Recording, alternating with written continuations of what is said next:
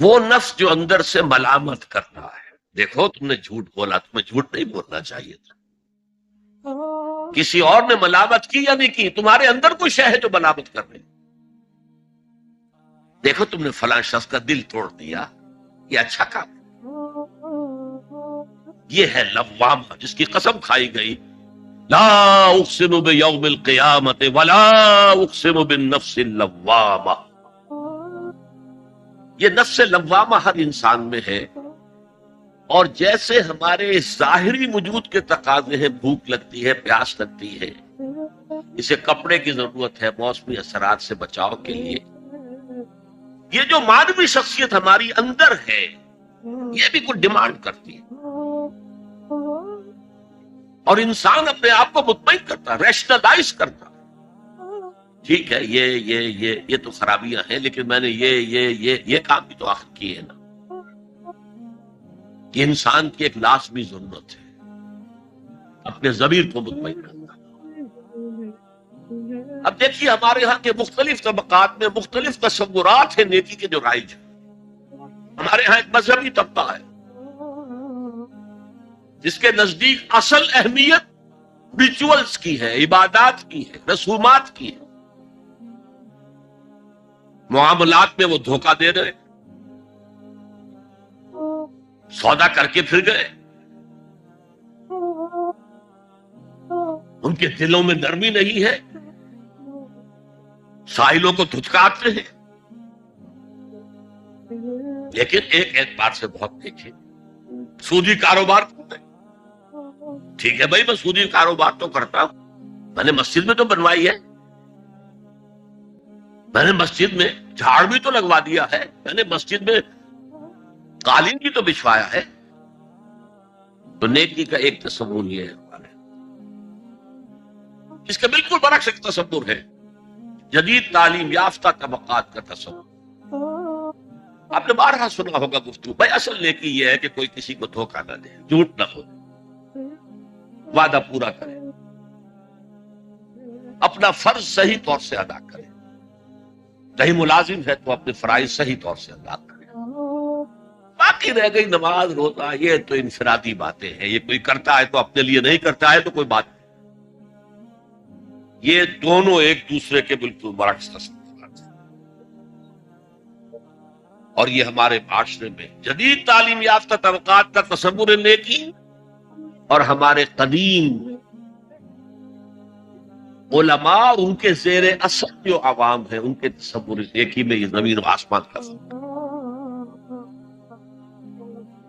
آپ کو معلوم ہے کہ اپنی جسم فروش عورتیں جو ہیں وہ بھی نیکی کا کوئی نہ کوئی کام کرتے ہیں. آپ دیکھیں گے محرم میں سیاہ کپڑے پہن کے جلوس کے آگے آگے جا رہی ہیں، سبیلیں لگا رہی ہیں. مختلف مزاروں میں جب عرس ہوتا ہے وہاں جاتی ہیں، دھمال کھیلتی ہیں، وہی سیاہ کپڑے پہن کے. وہ بھی اپنے آپ کو مطمئن کرتے. مشہور ہے ایک واقعہ شہنشاہ عالمگیر اورنگزیب کا، اس نے دلی میں گانے بجانے پر پابندی لگا دی. اب ظاہر بات ہے جن کا یہ پیشہ تھا ان کا دھندا ختم تو آمدنی ختم. لاکھ کوششیں کی لیکن اورنگزیب ٹس سے بس نہیں ہو. تو انہوں نے ایک عجیب ترکیب کی. وہ دریائے جمنا بالکل ساتھ بہتا تھا، یہ قلعہ اس شکل میں بنایا گیا، اب تو ذرا فاصلے پر. تو ایک کشتی میں وہ جمع ہو گئے، سازندے بھی اور ساز بھی، اور گاتے بجاتے ہوئے. انہیں معلوم تھا فلاں وقت جو ہے بادشاہ جھروکے میں بیٹھ کر دریا کی سیر کرتا ہے، وہاں سے گزرے اور ایک شعر گاتے ہوئے گزرے. در کوئے نیک نامی مارا گزر نہ دارن، گر تو نمی پسندی تقدیر خزارا. در کوئے نیک نامی، یہ نیکی جو ہے اس کے کوچے میں ہمارا گزر ہی نہیں ہے. در کوئے نیک نامی مارا گزر نہ دارن، یہ تو اللہ کی طرف سے فیصلہ ہے، اس کی مقرر کردہ تقدیر ہے. گر تو نمی پسندی تغییر کل قزارا، اگر تجھے پسند نہیں ہے تو تقدیر بدل. تو بادشاہ سنا اور اس نے کہا کہ ٹھیک ہے بھائی، گانے بجانے کی حد تک تمہیں اجازت۔ تو ہر ایک طبقے کا اپنا ایک تصور ہے نیکی کا۔ جیسے میں نے پہلے عرض کیا، بڑے بڑے ڈاکو جو ہیں وہ اپنے علاقے کے بیواؤں یتیموں کی سرپرستی کرتے، ویسے نہایت درندگی، سفاکی، انسانی جان کی کوئی حیثیت ہی نہیں۔ تو نیکی اصل میں کس شے کا نام ہے، کون سی چڑیا کا نام ہے، نیکی حقیقت میں کیا ہے، وہ ہے اس آیت کا مضمون۔ میں مثال دیا کرتا ہوں، ایک عام قصہ ہے کہ کسی گاؤں میں پہلی مرتبہ ہاتھی آیا۔ اب وہاں نابینا لوگ جو تھے انہیں بھی پتہ چلا ایک عجیب جانور آیا ہے۔ وہ آئے اور کسی نے اس کی ٹانگ کو ٹٹولا، اس نے کہا ہاتھی ایک ستون کے مانند ہے۔ کسی کا اس کے کان کے اوپر ہاتھ پڑا، اس نے کہا چھاج کے مانند ہے وہ۔ کسی نے پیٹ کو ٹٹولا، بہت بڑا ڈھول ہے وہ۔ بالکل یہی معاملہ ہے نیکی کے تصور کے بارے میں۔ اڑائے کچھ ورق لالے نے، کچھ نرگس نے، کچھ گل نے، چمن میں ہر طرف بکھری ہوئی ہے داستاں میری۔ کسی نے نیکی کا ایک حصہ لے لیا، کسی نے دوسرا لے لیا، کسی نے تیسرا لے لیا۔ تو مکمل سراپا نیکی، حقیقی نیکی کس میں ہے، یہ ہے اس آیت کا مضمون۔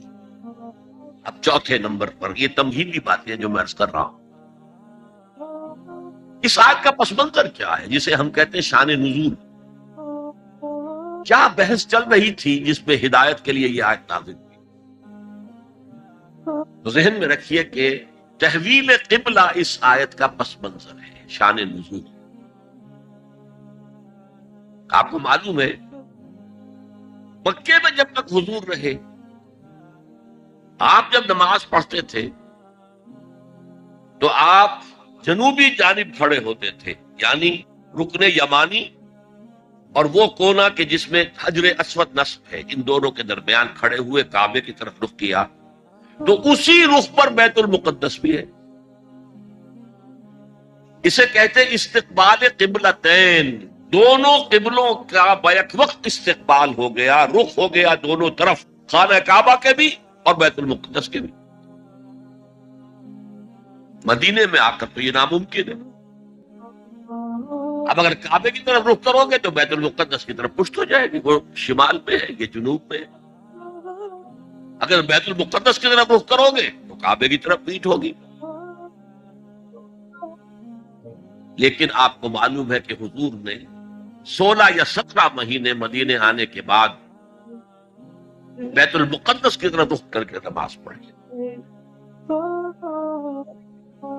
اب ایک شکل تو یہ ہے کہ یہ حضور کا ذاتی اجتہاد ہو اور اس کو اللہ نے تسلیم کر لیا ہو کہ ٹھیک ہے، یہ بھی ممکن ہے۔ اسے تقریر کہتے ہیں اصطلاح میں۔ حدیث کس چیز کا نام ہے؟ حضور کا قول یا فعل یا تقریر۔ پہلی دونوں چیزیں تو آپ جانتے، قول اور فعل۔ یہ تقریر کیا ہے؟ حضور کے سامنے کوئی کام کیا گیا اور حضور نے نہیں روکا، تو امپلائڈ ہے اس کے اندر کہ یہ کام حرام نہیں ہے، حضور کے سامنے ہوا ہے، آپ نے روکا نہیں۔ تو اگر یہ ذاتی اجتہاد تھا تو تقریر ہو گئی اس کی اللہ کی طرف سے۔ لیکن زیادہ غالب پہلو یہ ہے کہ یہ اللہ کے حکم سے حضور نے کیا، اور یہ حکم وحی خفی کے ذریعے سے آیا، اس لیے کہ قرآن مجید میں اس کا ذکر نہیں کہ اللہ نے حکم دیا ہو کہ اے محمد صلی اللہ علیہ وسلم اب آپ پر آپ کے ساتھی بیت المقدس کی طرف رخ کر کے نماز پڑھے، یہ نہیں ہے۔ تو یہ وحی خفی، وحی جلی، وحی خفی، دو قسم کی وحیاں حضور کو ہوتی تھی۔ نبی کے لیے تو وحی خفی بھی وحی جلی کے اسی کے حکم میں ہے، لیکن عام آدمی کا، کوئی ولی اللہ بڑے سے بڑا ہو، اس کی بھی اس کا کشف، اس کا الہام حجت نہیں ہے دین کی۔ بہرحال یہ شاید حضور کو اللہ نے وحی خفی کے ذریعے حکم دیا۔ اس کا ایک بہت بڑا سیاسی فائدہ ہوا حضور کو، اور وہ یہ کہ مدینے میں آ کر آپ کا واسطہ پڑا یہودیوں سے۔ وہ بہت منظم تھے، تعلیم یافتہ تھے، بہت کلچرڈ تھے، ان کے ہاں فقہا تھے، ان کے ہاں مفتی لوگ موجود تھے۔ اگر فوری طور پر تصادم یہود کے ساتھ ہو جاتا تو حضور کے قدم مدینے میں جمنا آسان نہ ہوتا۔ یہ جب آپ نے بیت المقدس کی طرف رخ کر کے نماز پڑھی تو یہودیوں نے سمجھا چلو کوئی بات نہیں ہے، تو ہمارے کیمپ فالوورز ہیں، ہمارے قبلے کا رخ کر رہے ہیں، لہذا فوری طور پر ان کی طرف سے کوئی مخالفت پیش نہیں۔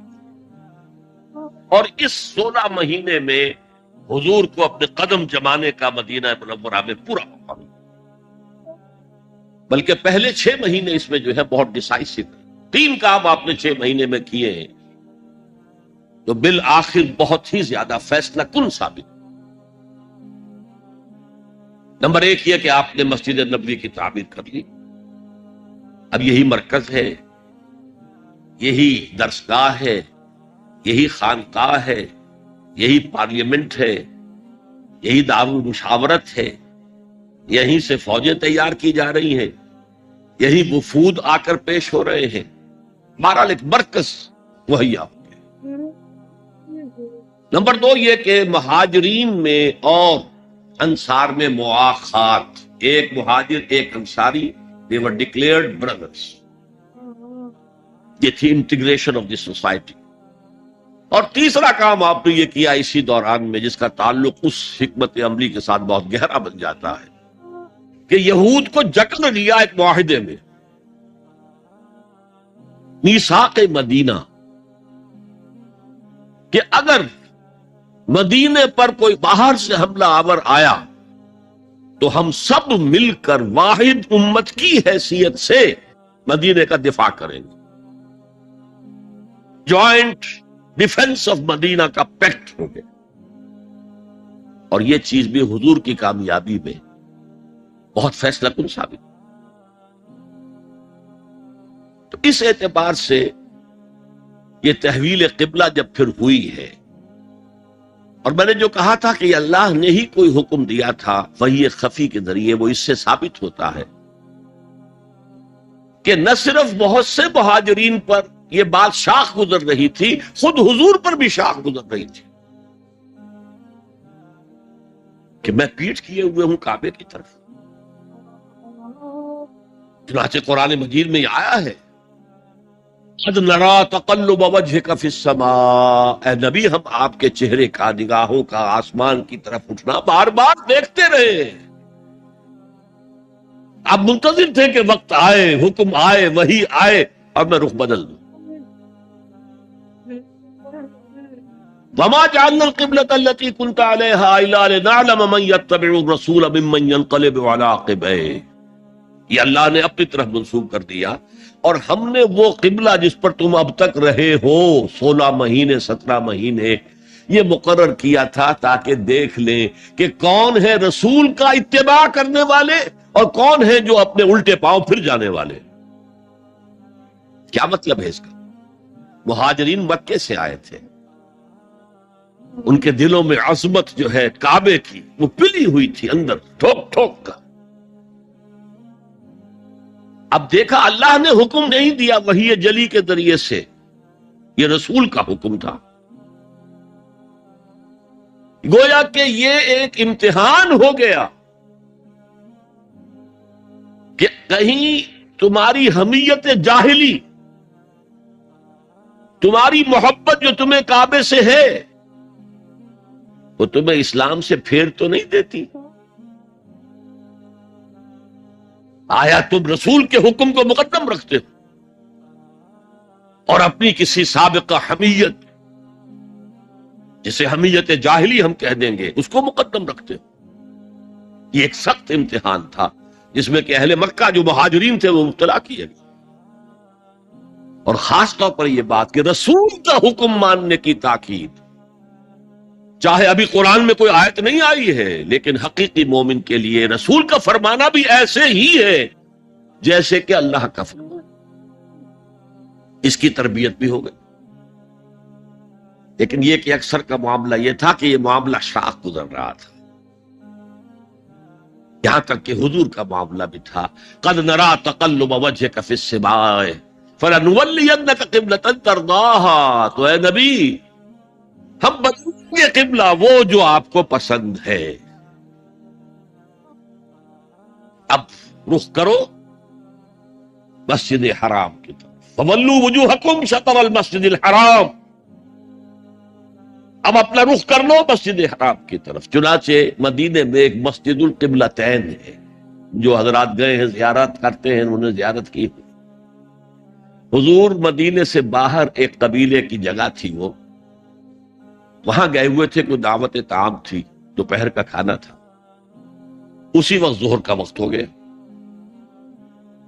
حضور نے جماعت کھڑی کی اور قبلہ جو ہے بیت المقدس، اسی نماز کے دوران یہ آیات وحی نازل ہو گئی، آپ نے فوراً رخ بدلا اور پوری جماعت نے رخ بدل لیا، اور اسی لیے اس مسجد میں دو قبلے ہیں، دو محرابیں ہیں، ایک شمال کی جانب بیت المقدس کی جانب، دوسری جنوب کی جانب یعنی مکہ مکرمہ کی جانب۔ اب یہ تحویل قبلہ جو ہے، یہ ہے بات اصل میں سمجھنے کی، ایک بہت بڑے فتنے کی بنیاد بن گیا۔ فتنہ آزمائش کو کہتے ہیں، اور فتنہ فساد کو بھی کہتے ہیں۔ فساد یہودیوں کی طرف سے شروع ہوا، یہ کیسا نبی ہے جس کا قبلہ ہی معین نہیں؟ ابھی یہ شمال کی طرف رخ کر کے نماز پڑھ رہا تھا، اور اب اس نے جو ہے جنوب کی طرف رخ کر لیا، کیسا رسول ہے، کیسا نبی ہے؟ حضور کے خلاف لوگوں کو بھڑکانے کا انہیں اب ایک موقع حاصل ہے۔ اور آپ کے علم میں ہے کہ اوس اور خزرج کے جو عوام ہیں وہ یہود کے بہت زیر اثر تھے، بہت زیر اثر تھے۔ وہی بات کہ وہ سمجھتے تھے ہمارے پاس نہ کوئی شریعت ہے، نہ کتاب ہے، نہ کوئی قانون ہے، نہ ہمارے ہاں کوئی مفتی ہے، نہ قاضی ہے۔ ان کے ہاں تو کتاب ہے، شریعت ہے، مفتی ہے، قاضی ہے، ان کا تو بہرحال کلچرڈ لوگ ہیں، تو ایک روب تھا ان کا۔ لہذا یہ ایک ان کو موقع مل گیا کہ اس پر لوگوں کے جذبات کو بھڑکائیں اور حضور سے برگشتہ کر دیں۔ دوسری طرف سادہ نو مسلمانوں کے اندر بھی ایک فتنہ بطور آزمائش آ گیا کہ اگر اصل قبلہ یہ تھا تو یہ 16 مہینے کی نمازیں تو ہماری عقارت نہیں، غلط رخ پر پڑی ہم نے، اور نماز تو دین کا اصل ستون ہے، اور یہ نمازیں ہماری ضائع ہو گئی۔ یہ ان کے دلوں میں ایک وسوسہ پیدا ہوا۔ اس پہلو سے اس مسئلے پر بڑی مفصل گفتگو قرآن میں ہوئی ہے، میرے اور آپ کے لیے، بلکہ مجھے اعتراف ہے کہ میں یہ سوچتا رہا اتنی مفصل گفتگو بار بار فولوا وجوہکم شطر المسجد الحرام، فولوا وجوہکم شطرہ، یہ بار بار پورے 2 رکوع قرآن مجید میں، سورہ بقرہ کا 17واں رکوع، 18واں رکوع اسی پر، اس لیے کہ ہم اس سینسٹیونیس کا اندازہ نہیں کر سکتے کہ جو اس وقت پیدا ہو گئی تھی اس پر، تحویل قبلہ پر۔ یہ معمولی نہیں بات تھی، یہود نے سمجھ لیا تھا کہ اب معلوم ہوا یہ ایک نئی امت کا آغاز ہے، اس کا مرکز اب نیا بن گیا ہے۔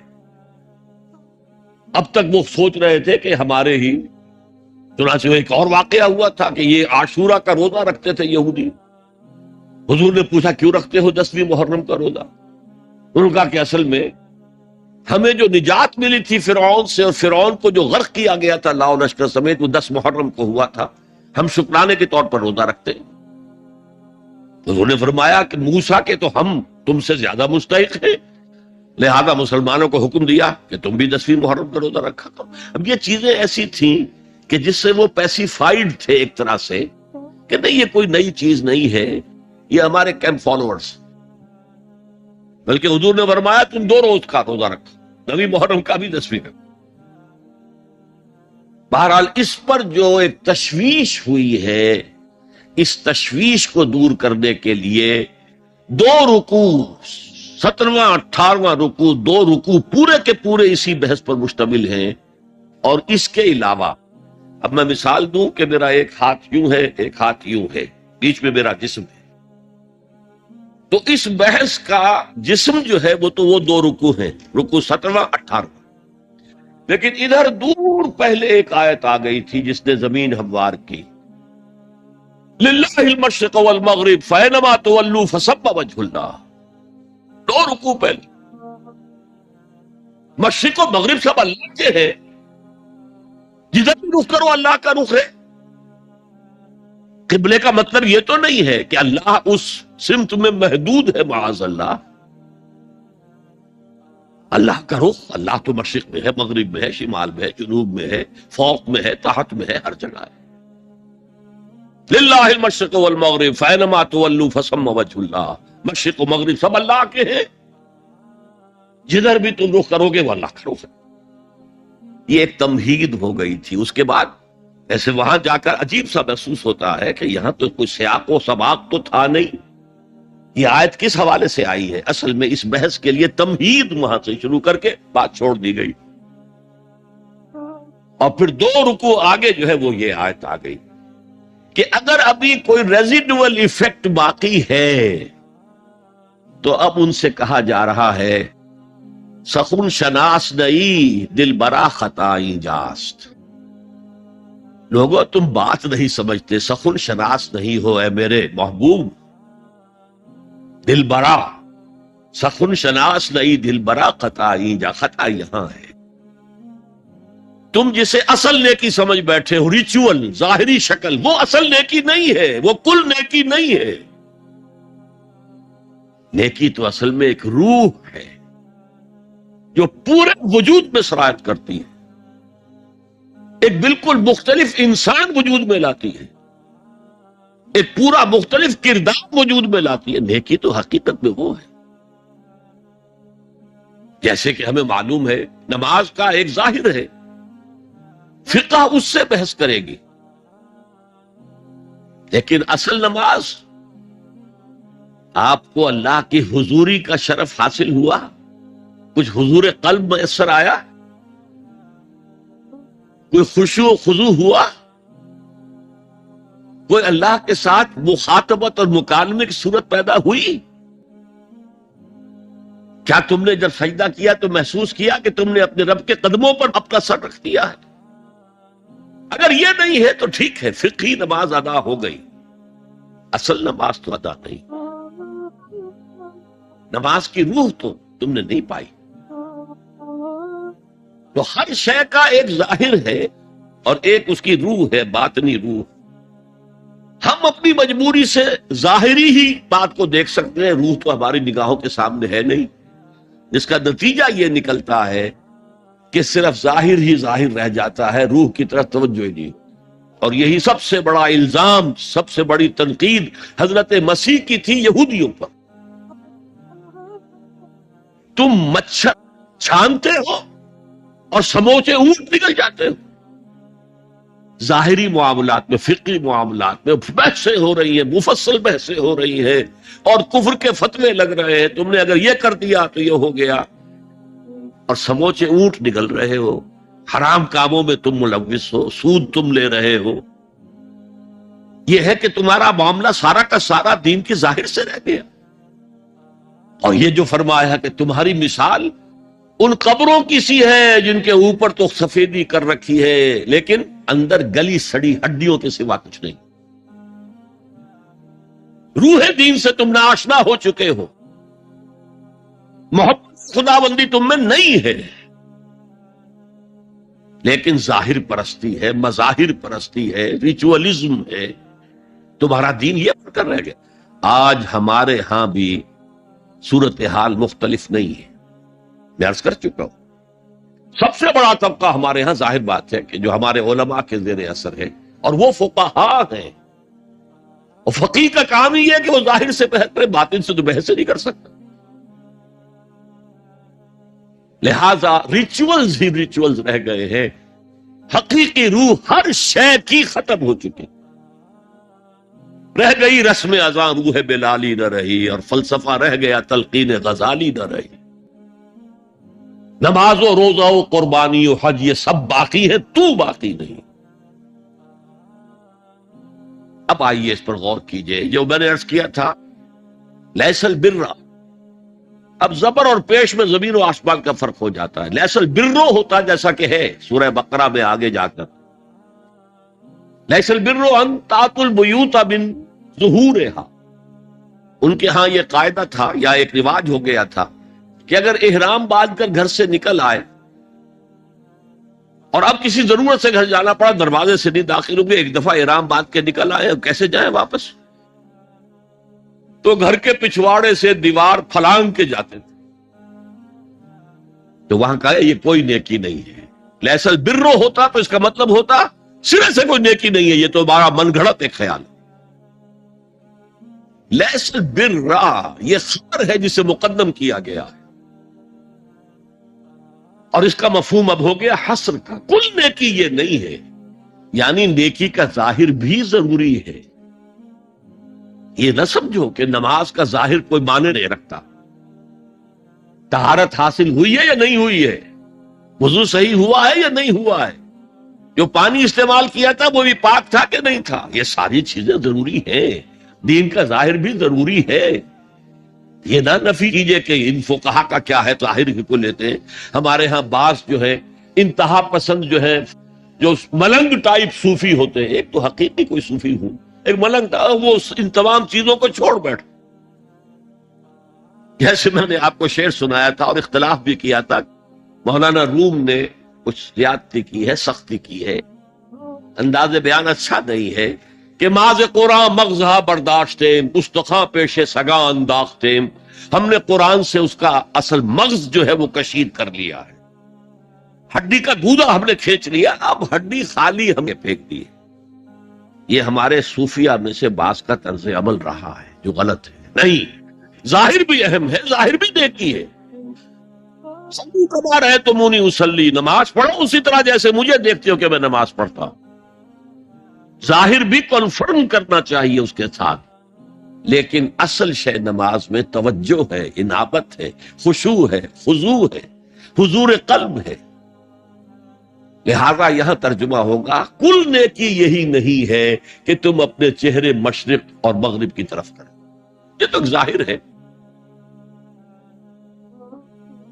اور اس میں مجھے غالب کا شعر یاد آ رہا ہے، قبلے کو اہل نظر قبلہ نما کہتے ہیں، ہے پرے سرحد ادراک سے اپنا مسجود.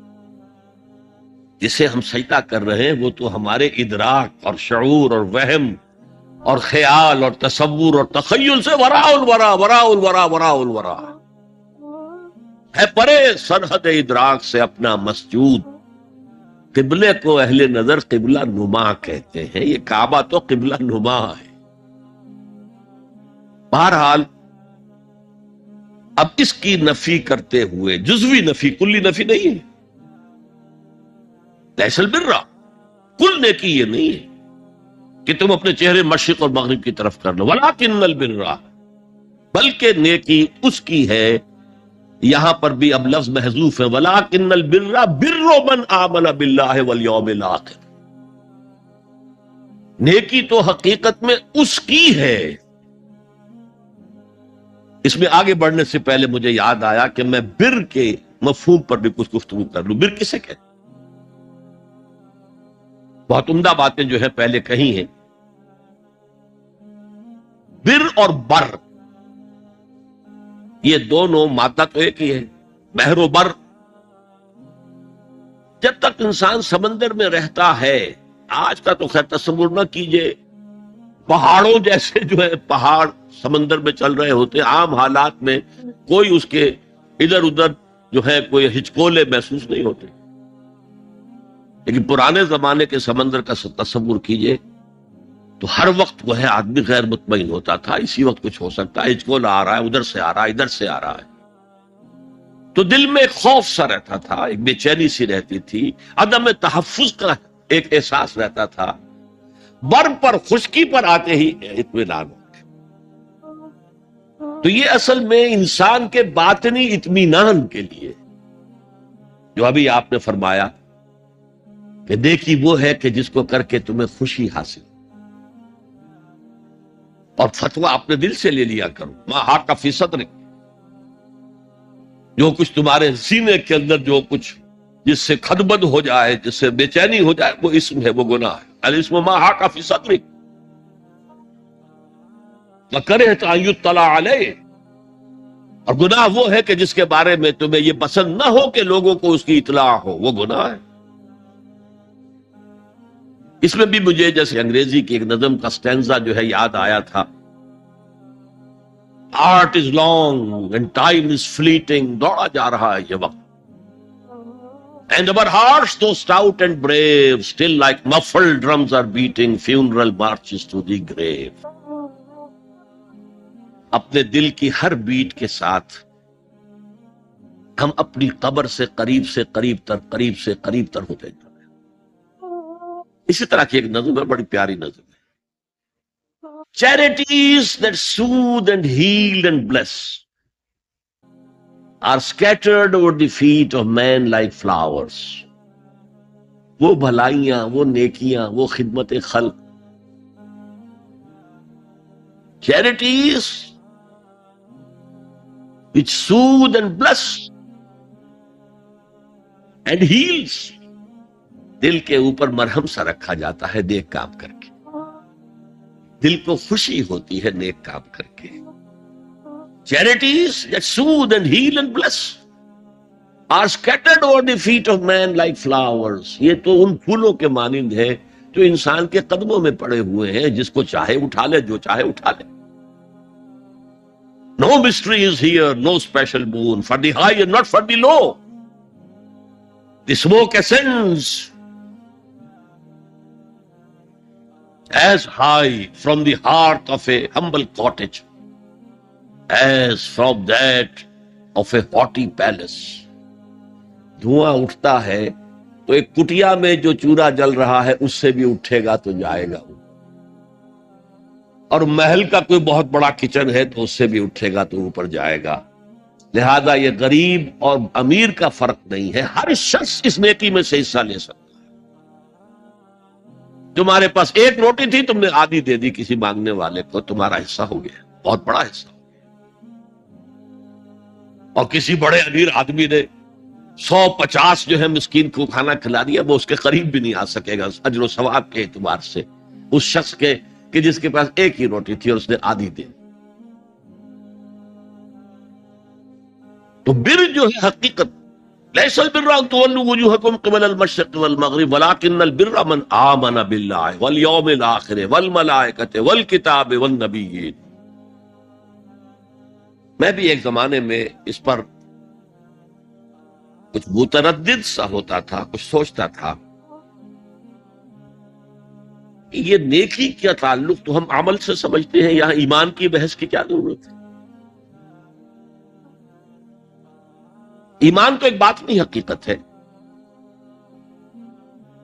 نیکی جو ہے وہ ایک ظاہری خارجی حقیقت ہے. لیکن پھر سمجھ میں آیا کہ اصل نیکی وہ نیت ہے جس کے ساتھ وہ کام کیا جا رہا ہے.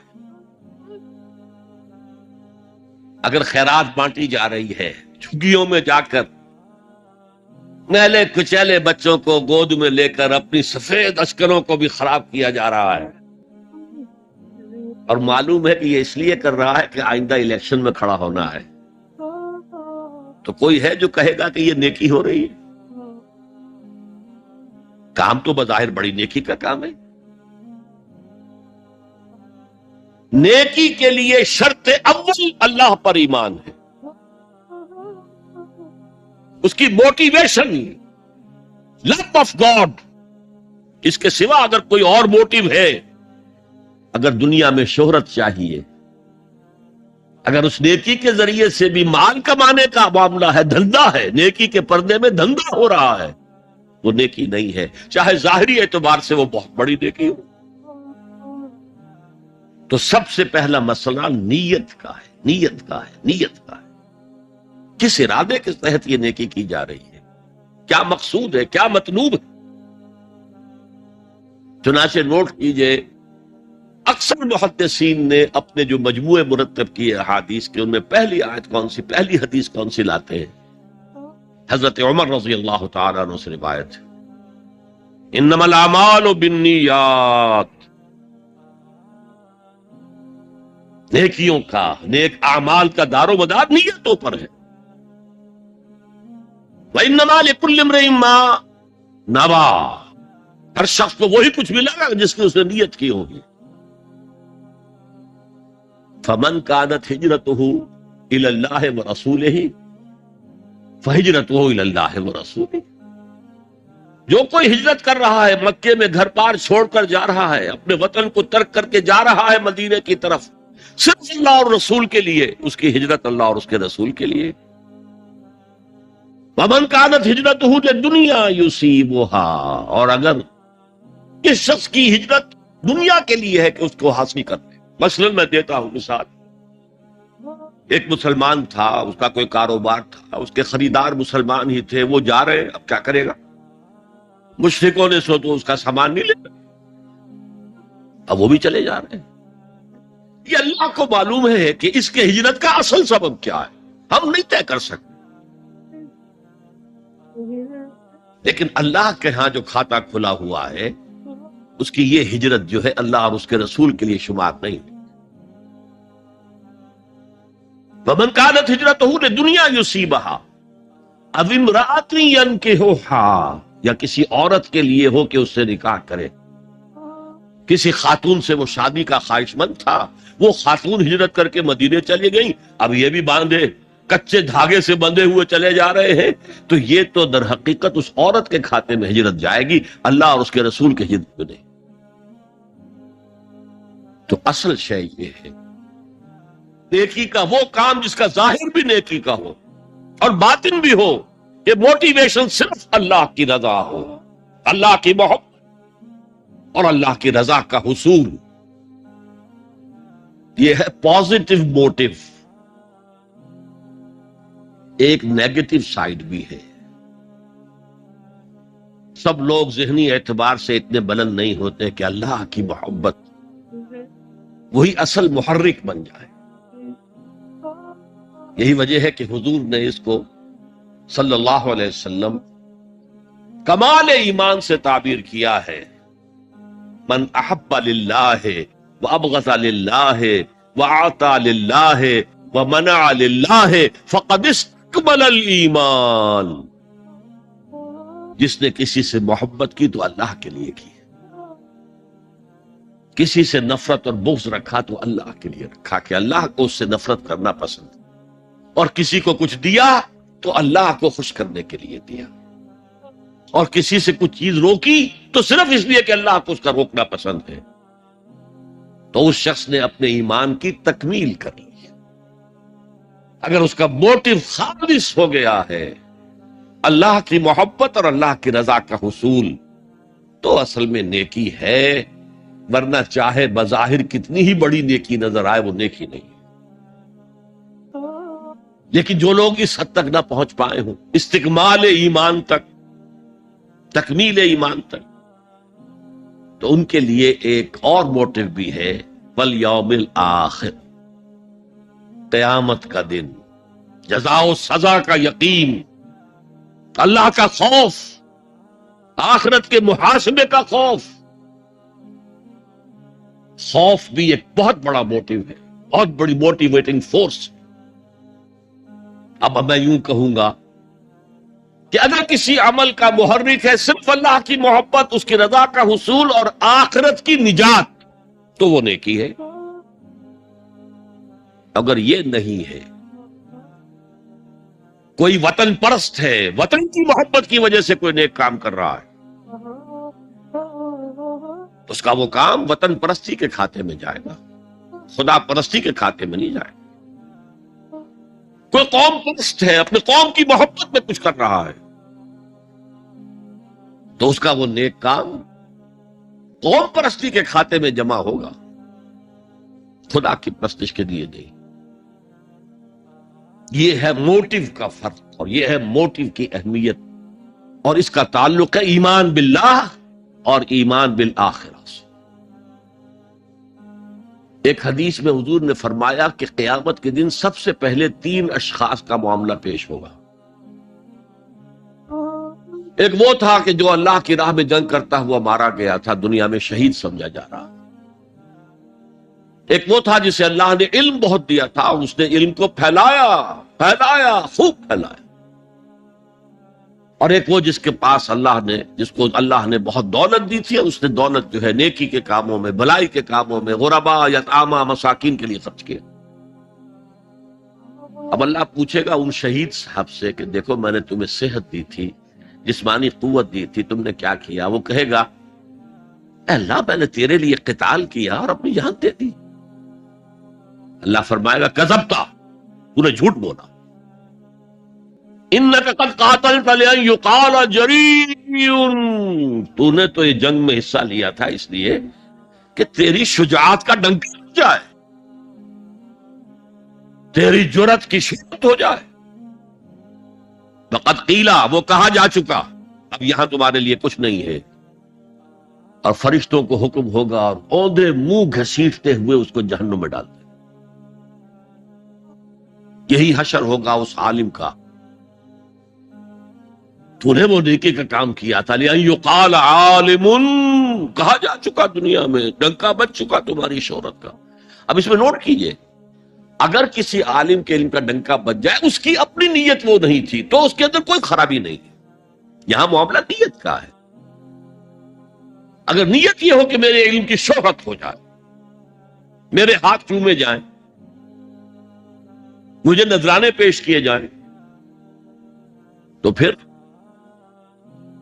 وہی حشر اس کا ہوگا کہ اوندھے منہ گھسیٹ کر جہنم میں ڈال دیا۔ یہی حشر اس سخی کا ہوگا جس نے سخاوت کی تھی، جس کی سخاوت کے ڈنکے بج گئے تھے، اس کا بھی یہی حشر ہوگا۔ تو انما الاعمال بالنیات، اور یہاں نیکی کی بحث میں سب سے پہلے ولکن البر بر من آمن باللہ والیوم الآخر۔ اب جو والملائکۃ والکتاب والنبیین، ان تینوں کو جمع کر لیجئے، اس سے مراد ہے نبوت اور رسالت۔ ملائکہ وحی کا ذریعہ ہے جو انبیاء تک لے کر آتے رہے، اس وحی کا جو ریکارڈ مرتب ہوا وہ کتابیں ہیں، اور جن پر وہ وحی آئی وہ نبی ہیں۔ ان تینوں کو جمع کر لیجئے، رسالت، ایمان باللہ، ایمان بالآخرہ، اور ایمان بالرسالت۔ اب اس کا تعلق کیا ہے نیکی کے ساتھ؟ یہ ذرا گہری بات ہے۔ دیکھیے نیکی کا جذبہ بھی، جو انسان کے پیشنز ہوتے ہیں وہ اندھے بہرے ہوتے ہیں۔ پیشنز، جذبات، نیکی بھی ایک جذبہ ہے۔ کبھی یہ جذبہ حد اعتدال سے تجاوز کر کے بری بنا دیتا ہے۔ کیسے؟ رہبانیت، ترک دنیا، شادی نہیں کروں گا، گرہستی کا بکھیڑا مول نہیں لوں گا، بس اللہ سے لو لگاؤں گا۔ ظاہر بات ہے جس نے بھی فیصلہ کیا نیکی کے جذبے کے تحت کیا نا، لیکن اس کا جو نتیجہ نکلا اکثر و بیشتر پھر حرام کاری ہوئی۔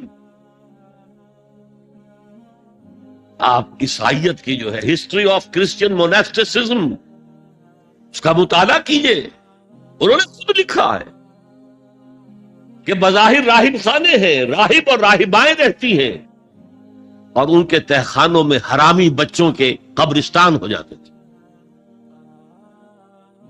یہ نیکی کے جذبے نے بدی کو جنم دیا۔ حضور کے ساتھ ایسا ہوا۔ 3 اشخاص آئے، انہوں نے حضور کی ازواج مطہرات سے معلوم کیا آپ رات کو کتنا وقت نماز میں لگاتے ہیں، آپ مہینے میں کتنے نفلی روزے رکھتے ہیں۔ اب جو کچھ انہیں بتایا گیا، حضور کی زندگی کھلی کتاب تھی، بتا دیا گیا اتنا عرصہ جو ہے آپ رات کو تہجد پڑھتے ہیں، بتا دیا گیا مہینے میں اتنے روزے رکھتے ہیں۔ انہوں نے اسے کم سمجھا، فتقالوہا، قلیل سمجھا کہ یہ تو زیادہ نہیں ہے۔ ہمارا تو خیال تھا کہ آپ ساری رات ہی کھڑے رہتے ہو. لیکن اپنے دل کو مطمئن کرنے کے لیے کہ حضور کی کہیں توہین بھی نہ ہو جائے، کہا جی انہیں تو ضرورت نہیں ہے، وہ تو معصوم ہی ہے، ان کی خطائیں اول تو ہوتی نہیں، اگر کوئی ہے بھی تو اللہ نے کہہ دیا قد غفر اللہ لک ذنبک ما تقدم منها وما تاخر، اللہ نے تو معاف کر دی اگلے پچھلے سارے گناہ، میرے لیے یہ کافی نہیں.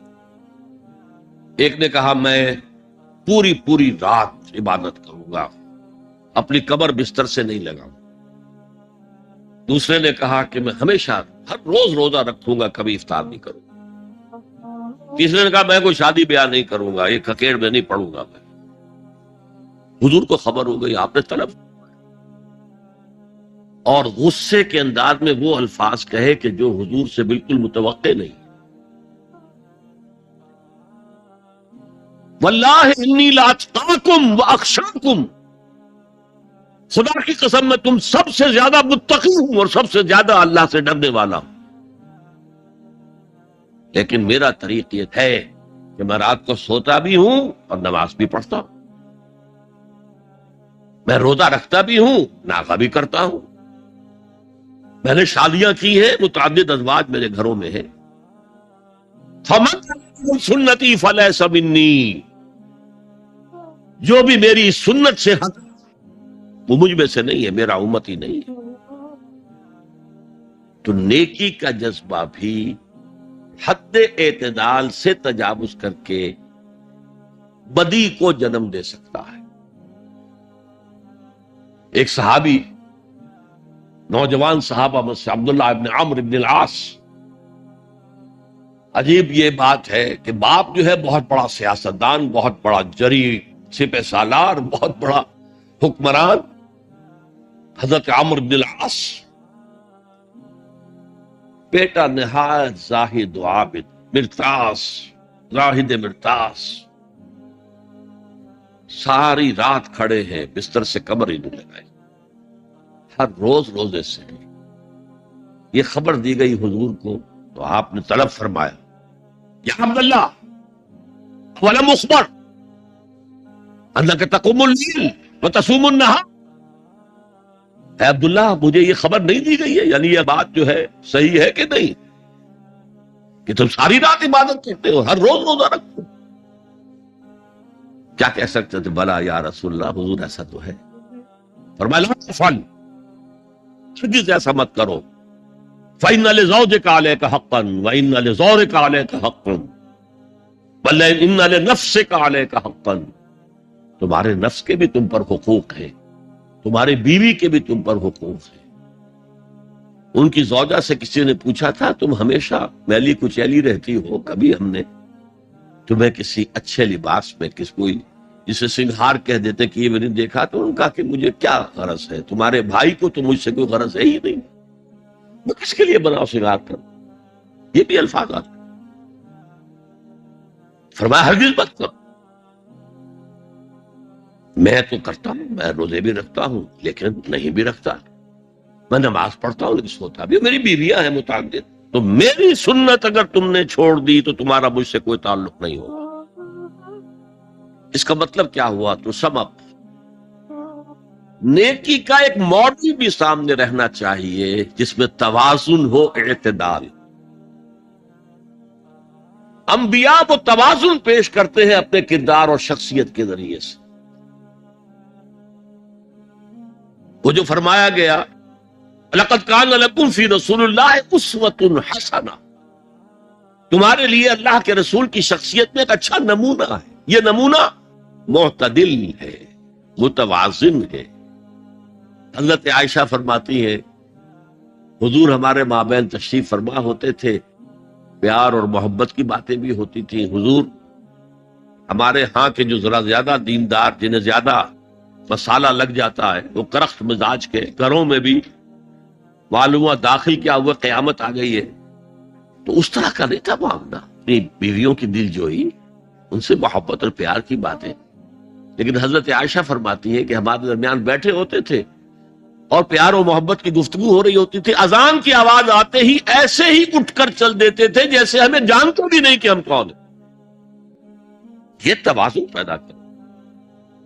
ترک دنیا نہیں، دنیا میں رہو اور پھر وہ کردار پیش کرو جو محمد نے پیش کیا صلی اللہ علیہ وسلم اور آپ کے صحابہ نے پیش کیا. دنیا میں رہتے ہوئے ترک دنیا.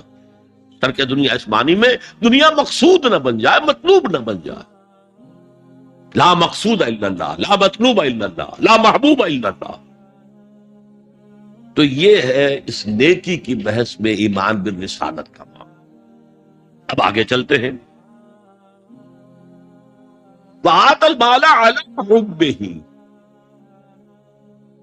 اور دیتا ہے وہ اپنا مال، یا دیا اس نے اپنا مال اس مال کی محبت کے باوجود، علی الرغم. جن حضرات نے ترجمہ کیا ہے کہ اللہ کی محبت کی وجہ سے ہی اللہ کی محبت میں وہ مال دیتے ہیں، یہ غلط ہے. جو بحث ہو چکی ہے، موٹیویشن تو ان کی درست ہو گئی، ایمان باللہ، ایمان بالآخرہ سے. اب آگے اس کے تکرار کی ضرورت نہیں ہے. اور عربی میں کسی کی محبت میں کوئی شے آئے تو فی یا لام آئے گا. علی آتا ہے مخالفت کے لیے، علی الرغم. مال محبوب ہے، کس کو نہیں؟ زین للناس حب الشہوات من النساء والبنین والقناطر المقنطرۃ من الذهب والفضة والخیل المسومۃ والانعام والحرث. انسان کی سرشت کو اللہ سے زیادہ جاننے والا کون ہے؟ وہ فرما رہا سورہ آل عمران کی آیت ہے، مزین کر دی گئی ہے انسانوں کے لیے محبت بیویوں کی، بیٹوں کی، اور ڈھیروں مال کی، سونے کی اور چاندی کی، اور گھوڑے وہ کہ جو پیڈگری والے ہوں اور جو بہت اعلیٰ نسل کے ہوں، خیل المسومہ، نشان زدہ گھوڑے، اور مال ہو، بھیڑیں بکریوں کے گلے ہوں، اور گائے اور بیل ہوں. اور یہ ساری چیزیں محبوب ہیں. اس محبت کے خلاف عمل کرتے ہوئے مال خرچ کرنا تبھی تو مجاہدہ ہے. تو جیسے اردو میں ہم علی الرغم کہتے ہیں، علی الرغم، باوجود اس کی محبت کے وہ خرچ کرتے ہیں.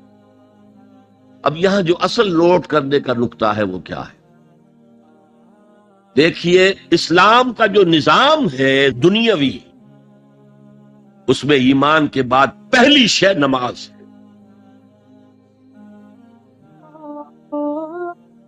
وہ جو کہا گیا ہے کہ قیامت کے دن سب سے پہلا محاسبہ نماز کا ہوگا.